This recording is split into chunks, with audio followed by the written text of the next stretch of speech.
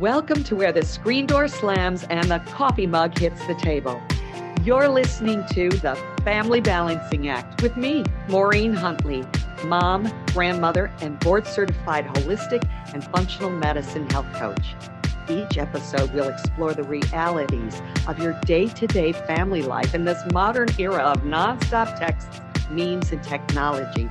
After all, how do we keep ourselves sane and our family healthy?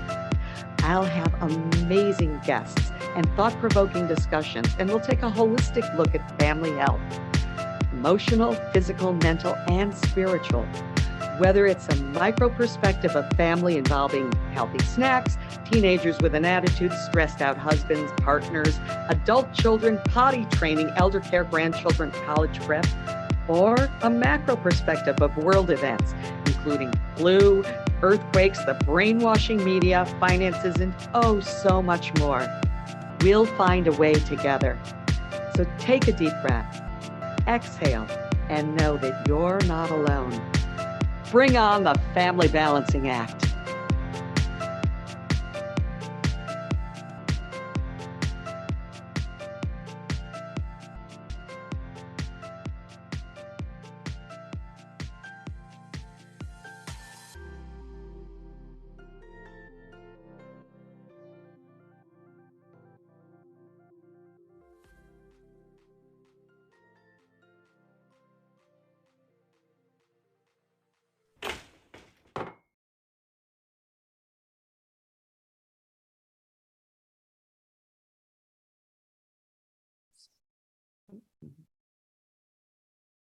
Thank you so much for joining us here at the Family Balancing Act, where we are restoring the heart and art of motherhood, one conversation at a time. I'm Maureen Huntley, your host, board-certified integrative holistic and functional medicine health coach, emotional freedom technique practitioner, mom, grandmother, wife, and CEO of my family's home operations. You're probably already doing your own Family Balancing Act. But as the CEOs of your own family's home operations, we can all use a few tips and tools to support us along the way. So if you listened to our podcast before, well, welcome back. And if this is your first time, it's an honor to have you here. So come right in, pull up a chair, and grab a tea, a coffee, or water, green juice, because we have a lot to talk about today with my guests, Patricia Egan and Patti Egan. Patricia is a single mother of 3 human children and 3 fur babies.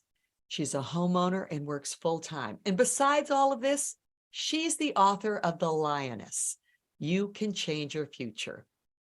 Patti is Patricia's aunt and the amazing illustrator of The Lioness, You Can Change Your Future. What did you dream of becoming when you were little? I was just thinking about that. And then I began to daydream about what I daydreamed about becoming when I grew up. I knew that I wanted to be a mom, like my mom. Oh, and of course, marry Prince Charming and become a singer and an actress. As children, we played out our daydreams away. We just followed through with them. And we didn't even think they were silly fairy tales or a wish or that they just wouldn't happen. We played as though they were real, and they were. As a child, you could be a princess, a doctor, a hairdresser, a lawyer, a fireman, a writer, an artist, a rock star, or a teacher. Children believe and have faith. Do you remember playing what you wanted to be when you grew up? Well, as I write this, I have the memory of being a singer in my childhood basement, and I belted out whatever song I heard on the radio, holding a hairbrush and a spoon as my microphone. And as I did so, it felt so real, so good and powerful. I was a diva. WashingtonParent.com article entitled Encouraging Your Children's Dreams for the Future by Emery Luce Baldwin, LCMFT, October 2022, states that every child has dreams about what they want to do when they grow up. Sometimes children's dreams seem realistic, such as a strong athletic child talks about wanting to go into the professional sports. And often children will have more fanciful ideas, such as wanting to become a famous and successful movie star or singer. I can totally relate. Dreaming up ideas about what I want to do someday is how children imagine what it would be like to be talented, confident, and successful. We adults do it sometimes. Dreaming is an act of courage, giving children the imagery of and leap of faith that they need as they begin to think about their own future. Talking about a dream of growing up and doing is how children begin to create a mental scaffold as a bridge between today and someday can happen. And parents can help support them with that, asking questions like, I wonder how someone goes about learning how to do that. Or what do you suppose people need to do to learn to be able to become a pilot, a teacher, a doctor, a mom? In the article entitled The Importance of Play on scholastic.com Parents, young children learn by imagining and doing. Have you ever watched your child pick up a stone and pretend it's a zooming car, or hop a Lego piece across the table as if it were a person or a bunny? The process of pretending builds skills in so many essential developmental areas. Well, they learn language skills. Well, have you ever listened to your child engage in imaginary play with his toys and friends? How about when they do an absolutely perfect imitation of you, mom, dad, and the teacher? Scary, but true. They also learn social and emotional skills through cooperative play and learn how to take turns and share responsibility and how to creatively problem solve. When your children pretend to be different characters, they experience walking in someone else's shoes, which helps to teach them the important moral development skill of empathy. And there's also thinking skills. Pretend play provides your child with a variety of problems to solve, whether it's two children wanting to play the same role or searching for just the right material to make a roof for the playhouse. Our children call upon important cognitive skills that they will use in every aspect of their life, now and forever. So do your children or grandchildren engage in a bit of roughhousing? I know my house was full of it. Great. Some researchers believe in early brain development believe that this sort of play helps develop the part of the brain, the frontal lobe, that regulates behavior. Not too shabby. Nurturing the imagination for everyone. Play, laugh, be silly, dream big dreams, and act them out. Everyone can play. Have your children be with you and you be with them. And that's always a big eye opener. Just enjoy these moments.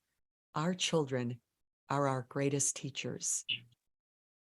So Patricia Egan and Patti Egan today are with us. Patricia is a single mother of 3 human children and 3 fur babies. She's a homeowner and works full-time. Besides all of this, she's the author of a really wonderful book called The Lioness, You Can Change Your Future.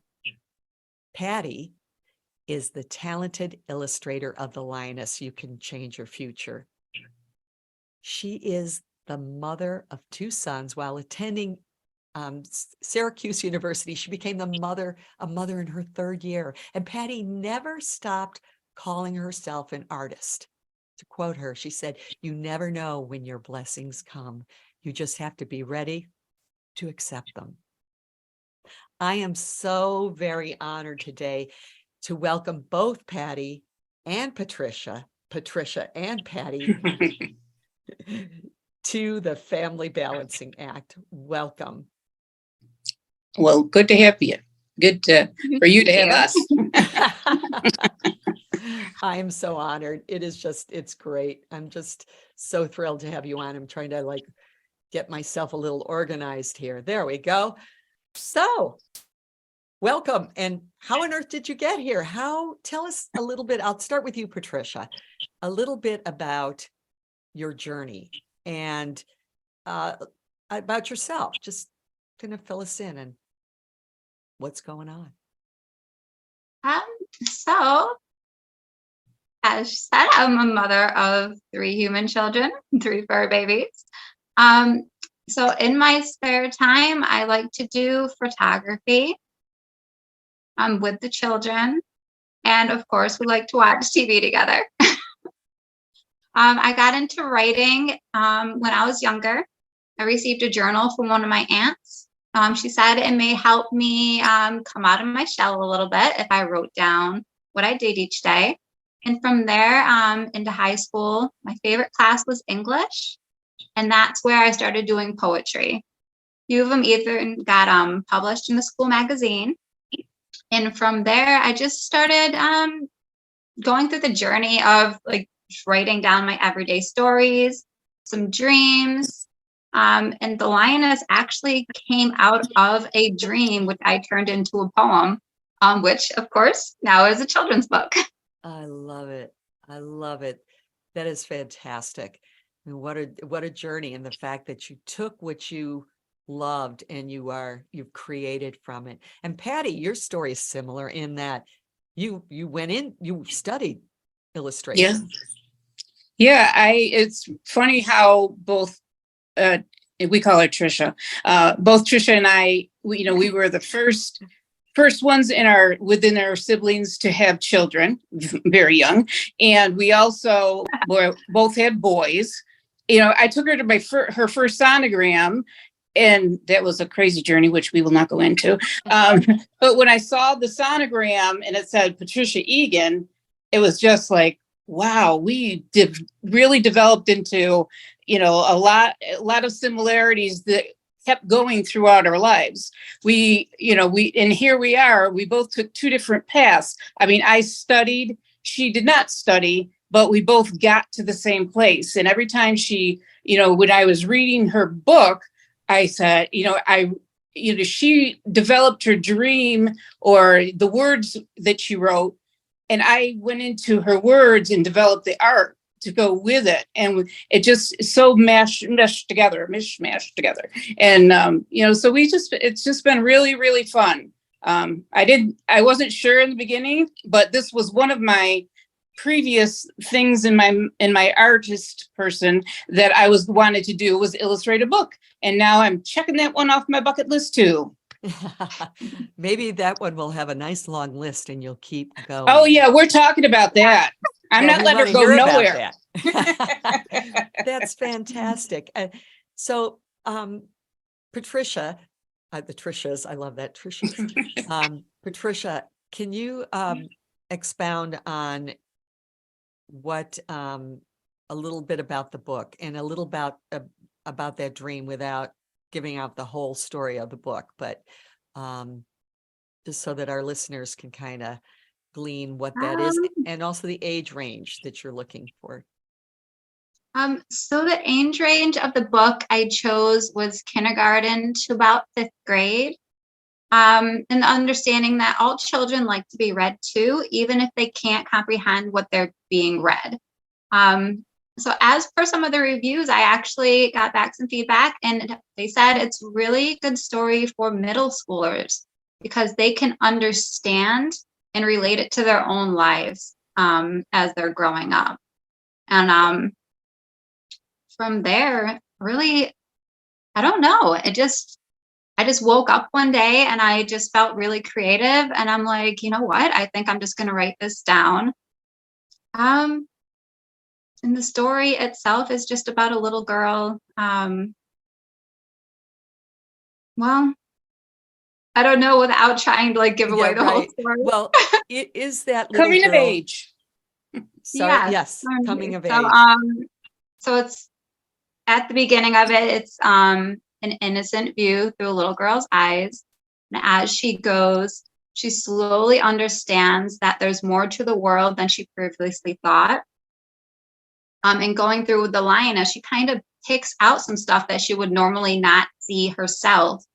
And then she starts to understand that some of the things that she was previously scared of or previously learned to be true was not actually as it seemed. And that's where she expanded into, well, if this is not what it seemed, then maybe other people are just like me and they're seeing stuff that is not true also.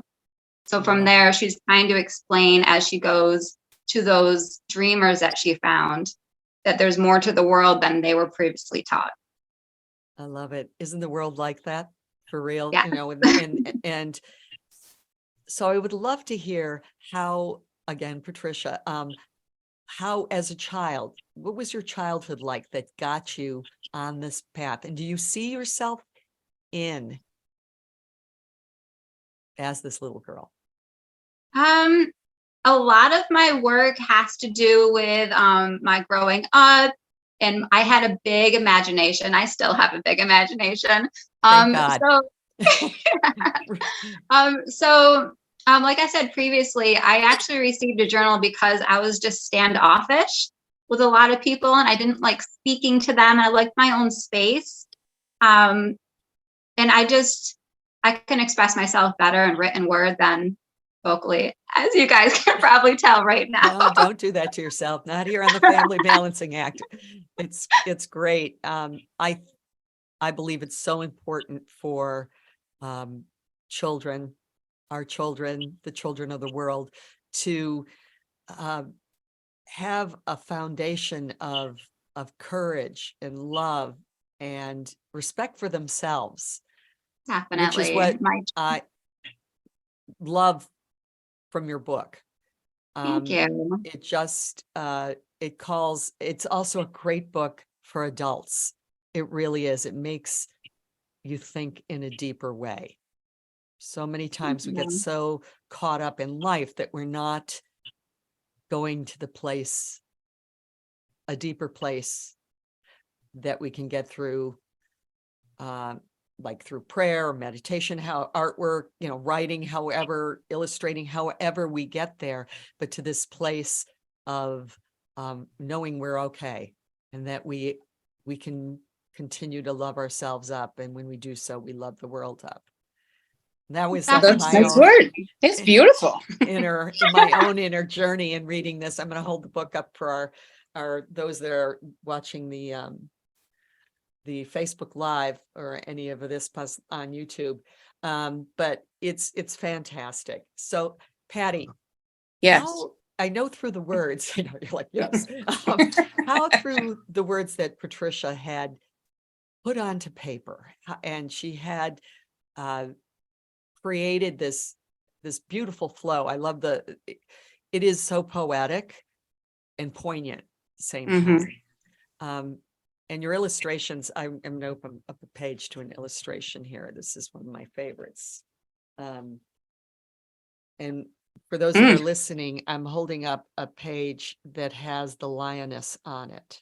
And can you describe that, your work? Well, both the lioness and the girl, they're in a, they're down and they're kind of hidden and not sure when they want to come out of it or not, is what I perceived from it, is that, it's, when you're on that line, am I going to take the leap or I'm going to stay where I am comfortable? Just like Trish was saying, she was all many years standoffish. And I kind of wrestled her to the ground many a time just for a hug. And now I'm doing it with her daughters. Yeah, but they've definitely taken after me, but they're learning a lot stuff. Yeah. It's ancestral. Yeah. But they love the idea that their mom wrote this book and that they're, and it's perfect for them because they are the girls that are coming of age and they've got to come out of that in order to get into the world. Just like Trisha did, so many people, even family, have said, Trisha did that? Trisha's doing that? I said, yeah, we're doing it together and we're making it happen together. So it's just been a lot of fun and I don't know, I'm not talking about the artwork right now. I'm talking about her. She's just really the apple of my eye. Well, and she has her name, so that kind of covers it right there. That's fantastic. So for women out there who are moms, a single mother, a very young mother, when you had Patti, when you had your firstborn, often what happens is that women, even married women who are married, or they're whatever, life goes on, we get crowded by family stuff. And even if the kids have left, we never stop thinking about them, worrying about them, what's going on with them. But at the same time, we have to get out of our shell, get out of our own way. We don't have to. You can spend the rest of your life like that, but you both obviously haven't. So what advice can you give someone who is looking to begin to write, to become a writer, Patricia? I'd say just give yourself a little bit of time each day to decompress, and just buy yourself a journal or a notebook, or even type on your phone or your computer, anything that you can use just to get the words out of your head. It doesn't need to make sense. It doesn't need to be well written for somebody to read. It's just for you. And once you get that going and you steadily keep on going with that, you can come up with a lot of things, and your imagination can get brighter and brighter. And then you can just keep on telling yourself that if you take in the positive and don't listen to that negative, that slowly you can get yourself out or into whatever predicament that you want to be in. So say you're down right now, you just keep on telling yourself and taking in that positivity, and you can bring yourself up. It's just how you look at the world. Beautiful. And when you're saying to get to that place where you can actually put pen to paper or start typing, life is crazy. Yeah. So you've got 3 kids, and it's like, when you woke up, you're like, oh, got to get this out of my head. But breakfast needs to be made, kids need to go to school, I have to go to work. Our lives get in the way of our dreams. So what is something you do to get to the place where you actually pick up a pen and paper? I constantly have a notebook with me. And if I don't, I use the notes on my phone. Even if you're working full time, you always have that like 5-10 minutes to yourself, and you can do it then. You can just have like a little tiny notebook and keep it in your purse with a pen. And if you come up with like one simple thought, one word, just write it down. Then when you go back to it later, it might just trigger something in you, and you can remember what you wanted to say when you have a little bit more time to write it down. Even if it's just like, well, I got up today and I made breakfast for my children. That's something you're writing. Right. That's great. I ran across a journal that I had written when I was I was pregnant with my first child, and I thought I'd gotten rid of a lot of those old journals, and I just was blown away by what I had found, just how much I've blossomed, changed, but yet how wise that young woman was. Because we are always who we are. We're just expanding it, like pushing. Yeah, even if you don't remember, definitely. It's really good to look back at some of your old work. Yeah. Just to remember, and just like, yeah, I was there and now I'm here, and then I'm proud of myself. And I'll just bring some of that forward and leave some of it behind. Yes. I have a lot of stuff I just left behind. And I'm like, yes, I'm here right now. Good girl. That's fantastic to hear. Patti, as far as doing illustration, because I had in your introduction, you never lost knowing you were always an artist, which I find profound, because so many times we can just go, I used to do that.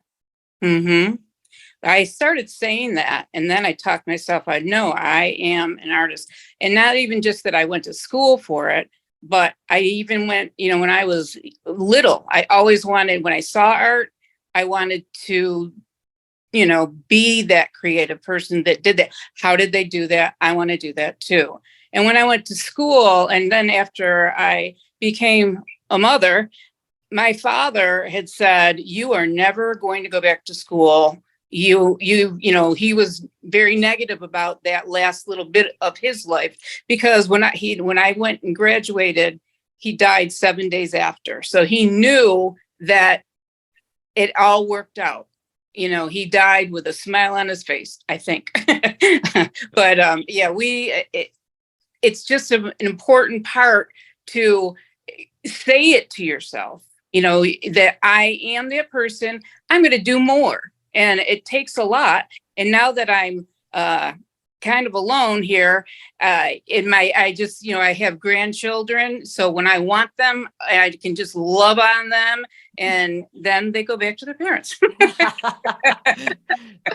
That's fantastic. Lucky you. That's very good. I should just send mine over to you for a little while. A little while. Full of children. Right. There We you don't want go. you to be alone for long. So through the journey of life, Patti, you how did you keep your artwork going? How did you keep that going within you? Well, it was very difficult because I had to wait till, kids are asleep, because I couldn't do it and give up that time from me coming home at 5 o'clock, making dinner, get everything together, and then have a little bit of quality time with them if I'm doing artwork. That's the way I perceived it. So I waited till they went to bed. My ex-husband was a very ill man, taking care of him, making sure everything flows. And then I catch some time of my own going, I've got to do it, or I'm not, because I'm going to give up on it. I'm not going to give up on it. So here I am, not giving up. Well, you can tell you haven't given up. It's incredible. It really is. It's just, these could actually be made into mugs, t-shirts. I'm just throwing You hear that that? out there. Going wild. No, I seriously. have a couple favorites, so that just might happen. Yeah, no, I think I want to be on the list for the t-shirts. So All right. just, it's very cool. Now, you had mentioned about doing a series. Can I grab some info on that? Are you willing to talk a little bit about that, or just? That is all Aunt Patti at the moment. She just ran it past me yesterday, and I'm like, that is actually inspiring me just to think about it and start writing a few poems to see what we can come up with. That's great. When you put it out there into the universe on a bigger platform than just the two of people, it happens. So it's going to happen. Yay. Yes, definitely. It'll happen. This touching the heart and the soul of children, and you have a great test subjects. You both do, actually, with grandchildren and with your own children, to run it by them. Were there favorite books, Patti, Patricia, that you liked to read when you were a child? I can't think of any that I liked to read as a child. I actually didn't get into reading until I was probably almost 30. But I just like to hear a bunch of stories. It's usually just like all the princess stories, of course, because that's what I grew up on. Mm-hmm. Mm-hmm. That's great. And Patti, did you have any childhood books that you remember that you liked? When I think of my childhood books, I'm not thinking of mine. I go right to, what did my kids like? And Same. We were Cat in the Hat every night. I knew it by heart. But Mr. Brown can move, can you? there you go. There's so many Night Moon. that you go to remember something of your own, and it transitions into, what was happening with my children at that age, and that to go over with a memory. Sometimes my memories are vivid from youth, and then sometimes when somebody asks me something, I say, I go right to their, what was going on with my kids at that age. Right. So I don't remember, these Now spots. that you said that, I actually remember one book, and it wasn't actually a book. It was the children's dictionary Ah, and the animal books. Do you remember those animal books, the nature books that had a two-sided, one animal on one side, you flip it over, one animal on the other? I used to do little essays on my own about those animals because I used to want to be a vet when I was younger, and I just wanted to take all the information I could learn in. so it did start. It started when I was younger. Yeah. See, the more we talk, the more it's just coming back.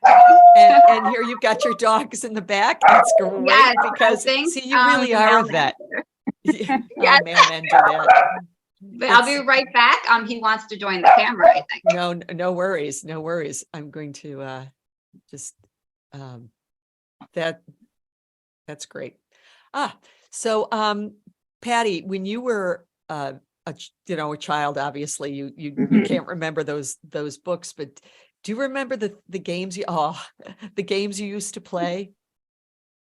Yeah, Twister was the biggest one when our family, we had 4 children, and Twister was a big one. And then, it just went to all, if I do girl stuff or I do boy stuff, I hung around with Jimmy. And for a lot of stuff, we did boy stuff. We went up to the park, he kicked the ball, I chased the ball.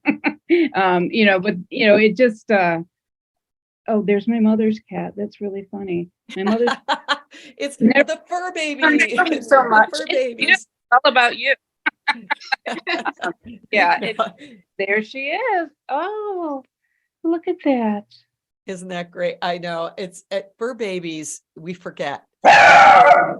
Whoa, how important they are to our families. They are our family.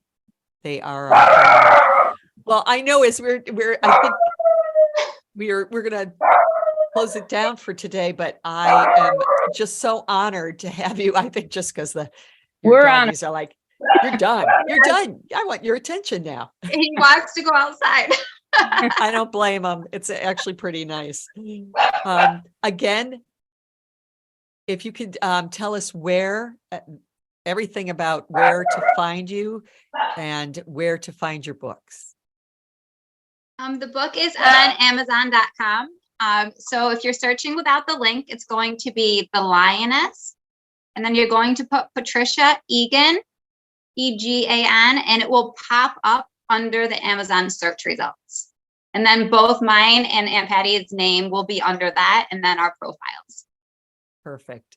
Well, it was absolutely a joy having you on. I'm telling the reader, the listeners, The Lioness, You Can Change Your Future is really, it's deep, it's good, it's short, it's sweet. And yes, it's you could read it to a 5-year-old and to a 12-year-old and to a 40-year-old and a 60-year-old and beyond, because it hits you at your soul. It's beautiful. And I'm so honored to have had you come on today and so grateful. Thank you so very much. And if you take a moment, I just want to say to all of our listeners, thank you so much for joining us here at the Family Balancing Act. So if you could take a moment and close your eyes and take a deep breath